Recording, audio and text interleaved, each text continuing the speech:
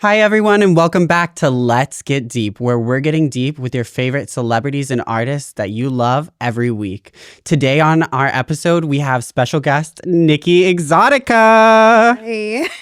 Hey, thank you so much for coming. It really means the world to me. Of course, you're like my little brother.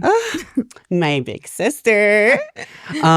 So I just wanted to first start out by saying a little bit about you and what I think of you, because we are friends and I'm honored to know you, is that Nikki is an absolutely amazing singer, dancer, all the things, honey. Like, she knows how to host. She has a podcast, the Nikki Exotica Show. She was on 90 Day Fiancé, and she's a little bit known as the $1 Million Barbie. Yes, a lot. I do a lot. But you know what we're here for, right? Like, we're here to get deep, baby. So deep. Okay, let's go. So which thing would you like to talk about first? Do you want to talk about 90 Day Fiancé? Do you want to talk about being the $1 Million Barbie? Do you want to talk about being a trans icon? I mean, I think I've talked about so much about my transition and all the changes surgically I've done. It's been such a long process.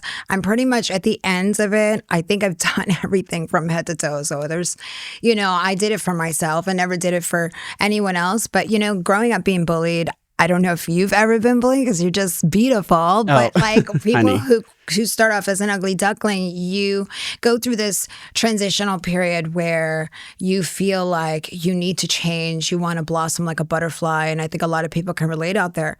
And it's just like you just start doing it and then you don't know when to stop, and I accept that I have messed myself up at points years ago and I had to refix it and reconstruct it. And, it's just been such a long, grueling process. I'm at the end of reconstruction where I have a couple more things to fix reconstructively, not cosmetically. And then I'm done, Yeah.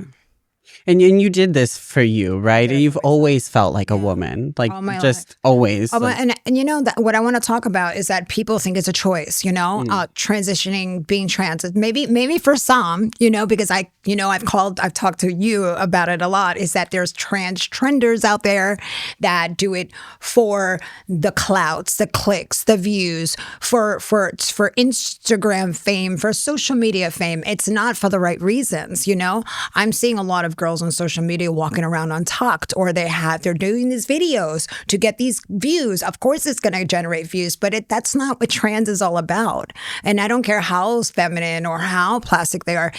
That's not what true trans people are about. Your femininity it comes from birth. This is not just like you're masculine for, half of your life. And then all of a sudden, poof, you're a girl. That's not a true trans person, So there's been just so much of. But would you say that maybe some people feel that they just didn't have like the facets before, or they were too scared to, and so that's why sometimes at a later point in life they may.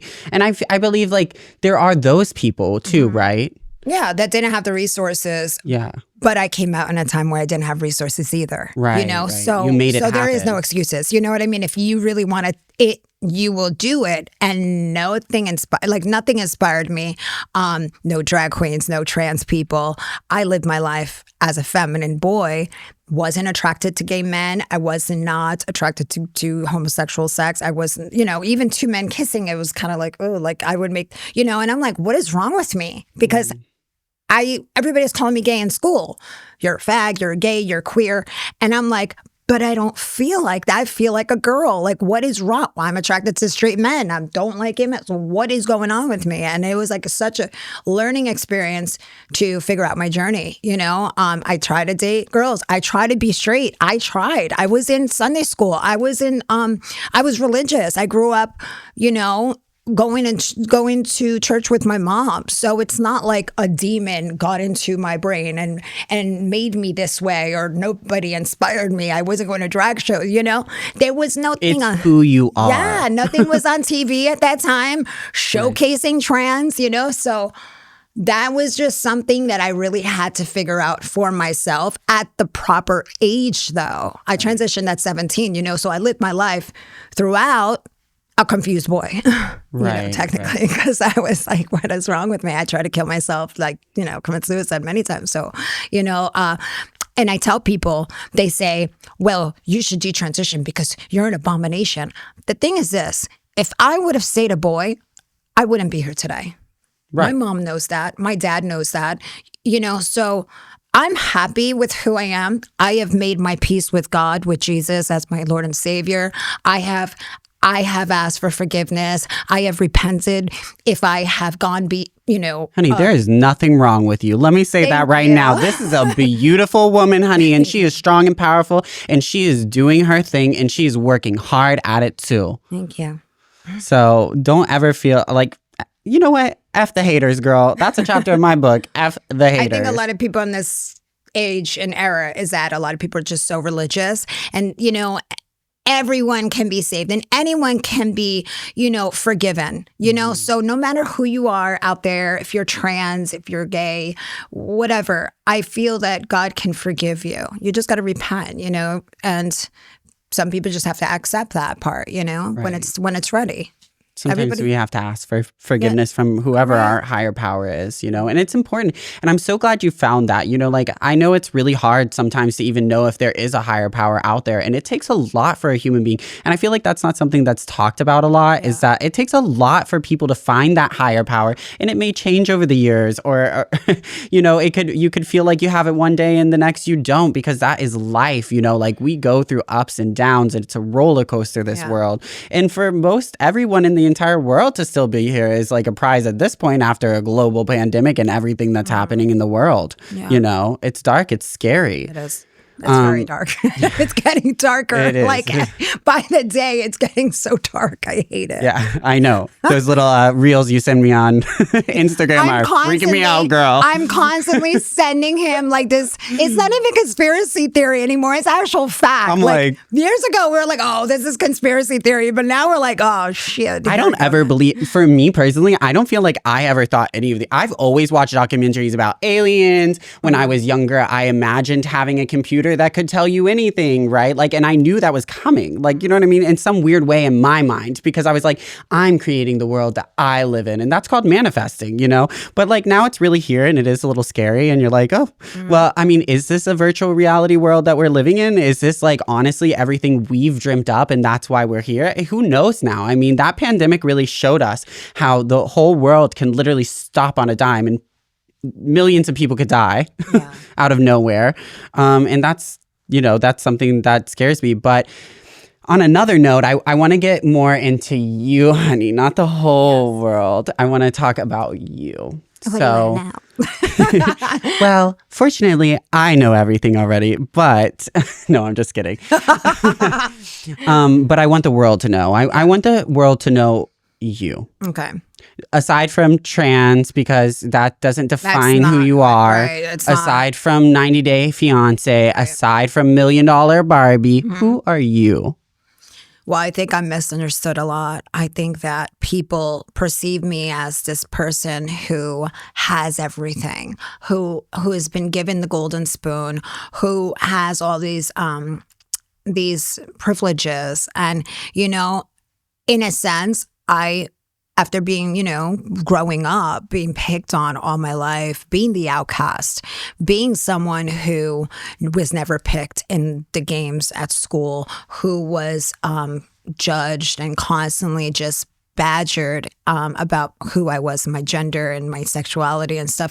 So growing up, it's just never changed. I've always been this person. When people are going right, I'm a leader. I don't follow everybody. I go my way.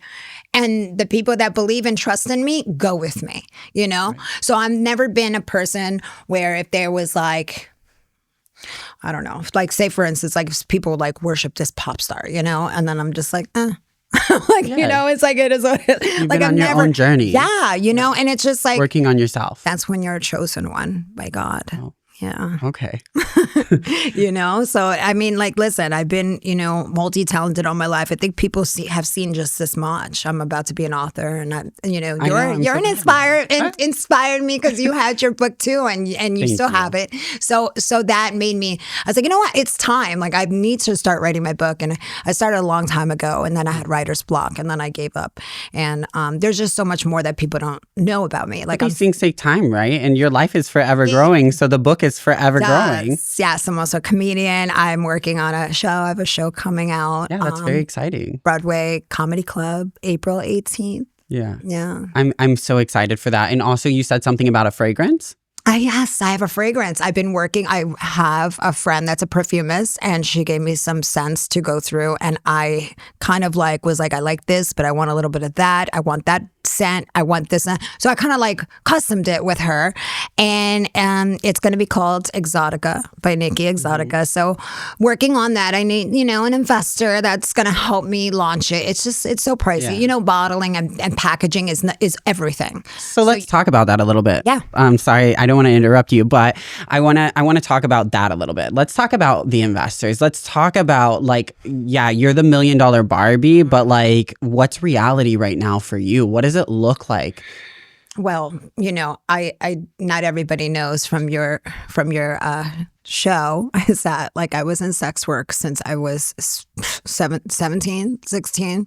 And I started, as a male go-go boy to having sugar daddies to coming around the corner at 43rd Street when I was young to getting into drag bars to dressing in drag to working on 14th Street to turning it in clubs to working in it was just a lot. And it built up to working for an escort agency. And that's when I saw celebrities and politicians and all these rich people, famous people. And then I worked to myself and I built, I made so much money over these years, and literally I invested it all into myself. Then going down the line, it's I just started having sugar daddies that paid for everything. Those are my investors, and then giving up everything for my 50th birthday. It's left me high and dry, struggling, because now I got a job at a hair salon in Hoboken. That's so exciting. I know. What's the name of the salon again? It's The Stylist in Hoboken. So I think it's at 5th Street and Washington Street. And yeah, she just saw my story. I made a video on YouTube. No, not YouTube, on Instagram. And she was like, hey, I'm looking for a stylist to come over. I want to do glam, hair extensions. So she's like, take this course with IBE. It's the beaded technology where you sew the weft on the hair. Mm-hmm. So just today, my mom paid for my parents paid for my course. Oh, that's so great. $3,300. That's a lot of money. I cried to my mom last night. I was like, Mom, I don't have the money. I don't know what I'm going to do. I don't want to go back to sex work to make this money. Right. And she was just like, okay, I spoke to your dad. We're going to pay for it for you. And then just pay us back when you start getting hair clients. And then, I was like, oh my God, thank you so much. So I'm excited to start training for that next week. And this is your new chapter. This is my new chapter. I've always done hair and makeup, by the way. I've always done hair and makeup. It was one of my little side gigs aside from, having sugar daddies. But, I always did that. And then I did reality TV and then I did performing and I'm a singer. That's what funded my career was me, having my sugar daddies. I invested into that because it's a lot of money. People don't really understand music videos, hiring dancers, costuming, getting ready for a tour, recording music. Mm-hmm. All of it is expensive. Just one song to do it to promote and do all that is $20,000 each song. Right. Right. It's very expensive. And I've covered this on a few other episodes. This industry is not cheap. And especially when you're trying to pave a way for the LGBTQ community, it's there isn't a lot of funding there. And we have to find the funding ourselves to do this so we can help our community by shining our light and spreading our word and inspiring. Art. Yeah, and inspiring people. But on the downside, the dark side of this industry is if you don't have someone wealthy who believes in you or a company who can sponsor you. Sponsorship is everything, you know? And unfortunately for me, a lot of people don't believe in me, but I believe in me. And that's all that matters, So I believe in you. Thank you. I love you. love you too. It's sad. It's sad, It's sad that, I didn't want, when I had quit doing what I was doing for work, and then I got hired, and I did I got hired for the salon. There, I had did a GoFundMe, and I only did the GoFundMe because my girlfriend, Angelina, bless her heart, I love her, but she was like, oh, just do a GoFundMe and, you'll raise funds and I'll share it. And I was just like, okay. And then I did it, and then I got backlash for it. And they're like, oh, you're so famous and you're such a celebrity and you're doing a GoFundMe. And I'm just like. Well, diving into the backlash thing, kind of stepping away from money, which obviously is a big factor for everyone in life to survive. And as adults, it kind of backlashed on you. But like, I want you to pick one major thing that you've done in your career. It could be being the $1 Million Barbie. It could be 90 Day, or it could be anything that you've accomplished in your career. And how did that impact you? The backlash impact your mental health and your stability. Even if you want to go back into financial stability, I want you to talk about how it impacted you as a human being and deep down. Well, the show, I'm just going to say the show. Okay. The show gave me a platform, but I do have regrets. I do have regrets doing it because I lost the love of my life. I lost, even though we were filmed in a certain way on TV and, it looked like he was an asshole or I was, this sex hungry fiend. It was like a lot of years just down the drain, and people need to understand that when you do reality TV, it's meant to be entertaining. And not all of it is just, because we would film some really hard moments and then we would be fine, after. And then sometimes when there was really other hard moments, we were really bad off camera and it really got worse. And it made us fight a lot. And then just in the end, he just broke. It was so much negative people and so much people flooding his DMs, so much people flooding my DMs, just like he's horrible, he's this, he's that, and I'm sure he got the same in return, and unfortunately, he couldn't hold on, and I tried so hard, and we actually got approved for the K-1 visa the day after the finale. And I told him, wild. I sent it to him. I said, babe, just come. Let's just do the next show. Let's just give it a shot. We've got 3 months. We have 90 days. Let's just do it. No. The way that you did, you and your friends, that's not, I was like, that's not how I wanted it, I wanted to be with you. And I don't know, a part of me felt like, was this the way he wanted it? Did he want to walk away in the end? Or was it planned? Or was it that he truly was hurt? But if you're feeling, for me, I feel like if your feelings were truly genuine and you would see how everything fell apart, if it was real, you would come back to me. So ultimately, the pressure, you think the pressure of putting your relationship out into the world. The judgments. And the judgments and the haters, it really just put a lot of pressure on. Too much for him as a straight man to keep hearing that he's gay, to keep hearing in his countries, they were making tons of videos and everyone was making tons of videos and they were dragging me to hell with the demons. The demons were dragging me to hell. All the things that were being said from here to there, to everywhere, all over the world. It was just so bad. And it was just like, I can't be associated with you. I can't, it's just too much. And he let me go. So that was hard. And he just doesn't want me to talk anything, doesn't want me to post anything, just wants to start his life over again. I said, Igor, we talk very, very, very randomly now.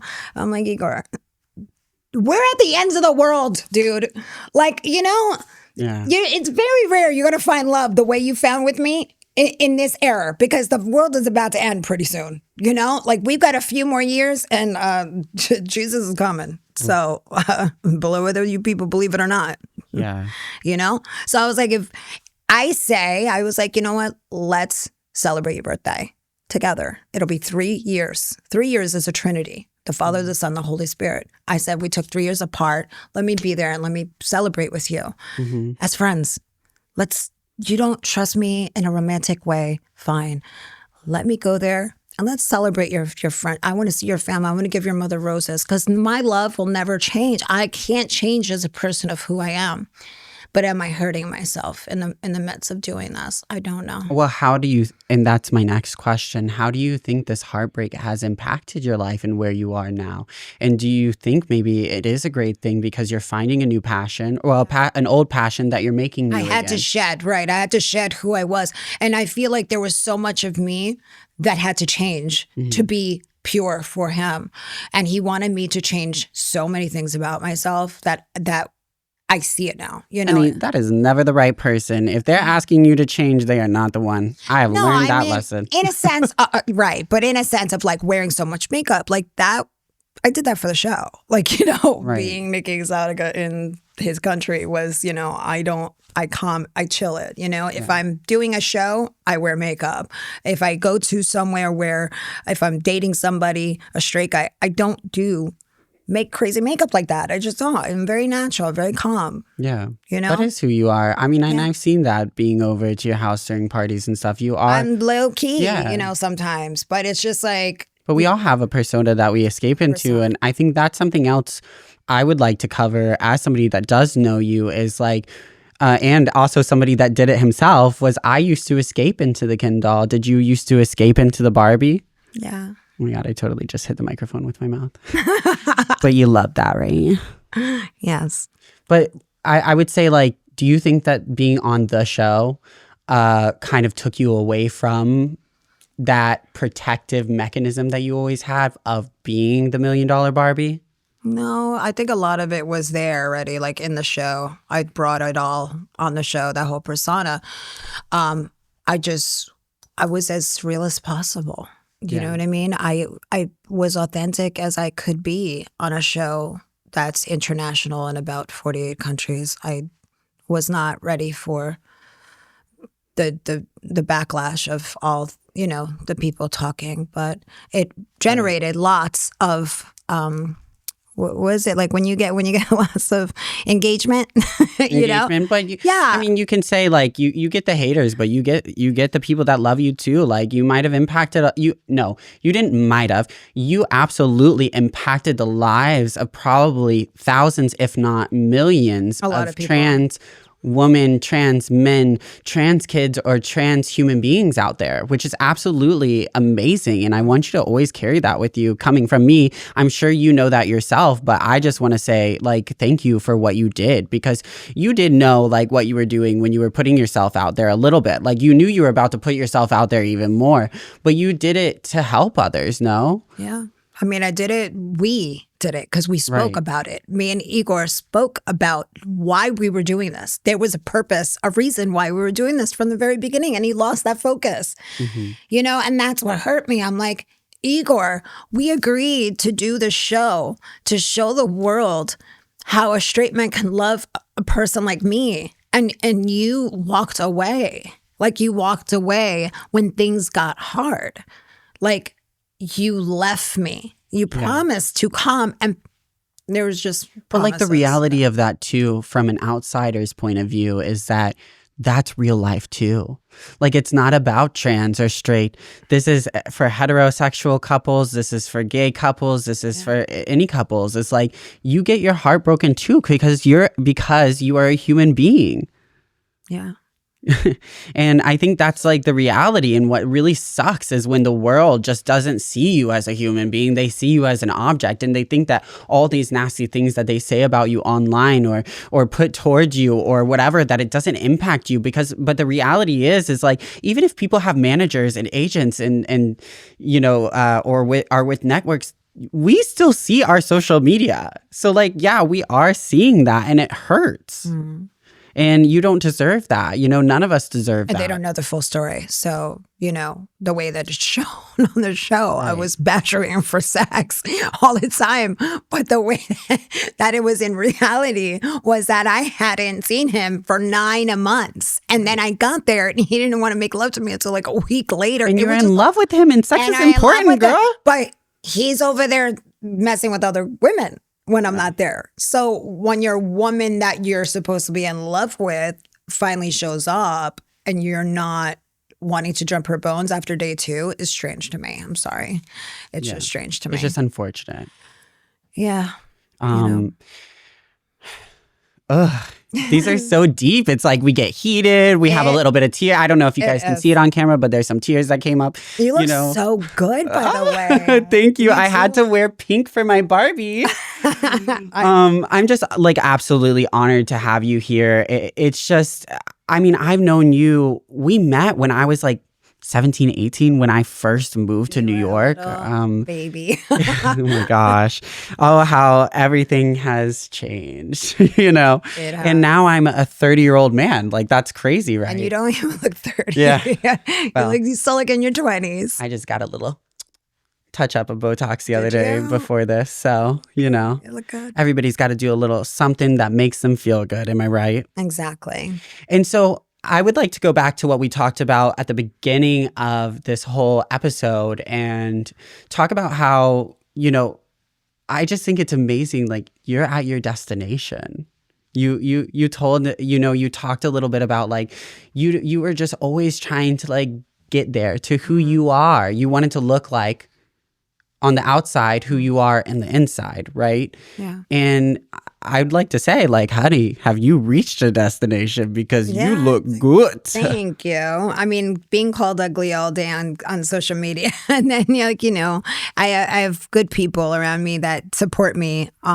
But yeah, I'm almost there. Like, I mean, no more new project, new surgical cosmetic touch-ups. It's just the reconstructive ones. I'm gonna fix my nose in Turkey, and I think that's it, really. Like, I think I'm good. Like, you know, I just fixed the boobs, and that was a... Lord, was that a thing? And you can find all of that in People magazine, girl, if you're curious about that. I had a really bad experience with surgery, and I lost a lot of blood, and... I was really worried about you during those times because you are genuinely, and I don't keep a large circle, just so everyone knows out there. Like, I really do genuinely just have like a core group of friends and people that I have known since I moved to the city 13 years ago, you know, because like I don't open my doors for just anyone. And Nikki is one of those people, you know, and we have sleepover parties. Yes. We need to have a slumber party soon, we girl. We do. I love your cat. He's so beautiful. Thank you, He's got the Manifest. same color eyes as you. Well, honey, that might have been a little thing. Yeah. No, you know, your pets choose you, you know, and I absolutely love Vicious too. She has an exotic cat, Nikki Exotica. Of course, exotic it's cat. my brand. I had to get an F1 Savannah cat. And that thing is so precious. Now. Not at the beginning. He's like 20, almost 22 in June, and he's the most sweetest boy ever. But when I first got him, he was so nasty. He used to sit on top of the refrigerator and swing at people. Like, he would be like hissing. Oh my gosh. And the claws are like, it's not like a cat's claw would be like this. He has talons. But his talons are like this. And his teeth are like down to here. Like a normal cat's would be like down to here. And his are like down here. Yeah. So in his wild days, it was bad. He used to take chunks out of me. I mean. Yeah, I remember. Yeah. Honey, that was all over the stories. Yeah. It was good TV, honey. It was good TV. I want to thank you so much for not only just being here today, but for being my friend and being such an amazing human being and coming on to the show so open to share your story and your honesty and talk about, you know, what's real and what's going on in your life right now. So thank you. Thank you for having me. Thank you, everyone, for coming to Let's Get Deep, where we get deep with all of your favorite artists and celebrities every week. Please make sure to like, comment, subscribe, share to groups, add to Facebook, add link to Facebook, send link in text messages.